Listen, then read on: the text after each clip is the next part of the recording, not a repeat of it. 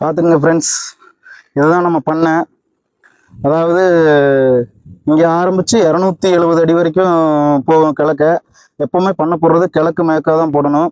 267 அடி, சொல்லப்போனால் 270 அடி.